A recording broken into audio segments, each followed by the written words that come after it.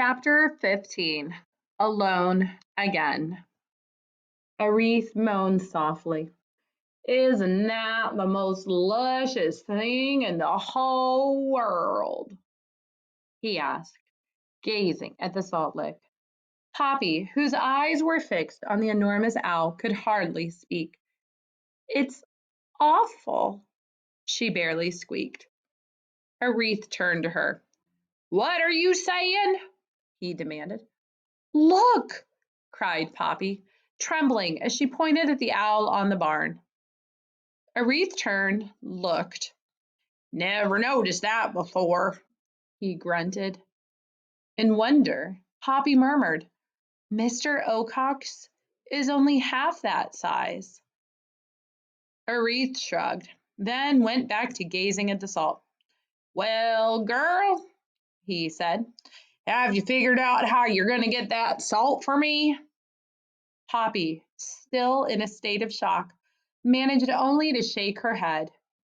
Aerith took one last loving look at the salt and turned. You know where to find me, he said. Don't let me down. And with that, he began to waddle away. Aerith, Poppy cried, her fearful trance broken. Wait! The porcupine peered around peevishly. What now? He grumbled. You aren't just leaving me here, are you? What else am I supposed to do? Help me? Poppy said in a small voice. Poppy, we made a deal. I get you here, you get me that salt. I done my part, now you do yours. But no buts, Aerith snapped, lashing his tail in irritation. Poppy backed away. I'm going home now, but I'll be waiting. And with a final glare, he said, Keep your promise, furball, and marched off. Poppy started to run after him, but tripped on something and fell flat. When she got up, Aerith had disappeared among the corn. An unhappy Poppy dusted herself off. It was then she noted what she had tripped on. It was one of Aerith's tail quills. When he had flounced his tail, it had fallen out. Poppy picked the quill up gingerly. She never really looked at one closely before. It was mostly black and made of long fused hairs, just as Aerith had said. One end was blunt, and the other end, the sharp end, was ivory white. With fascination, Poppy examined the tiny barbs. The point, which she was unable to resist touching, was frightfully sharp. She was about to toss the quill away when she had an idea. Grasping it by the blunt end, she swished it about a few times. It moved nicely, like a sword.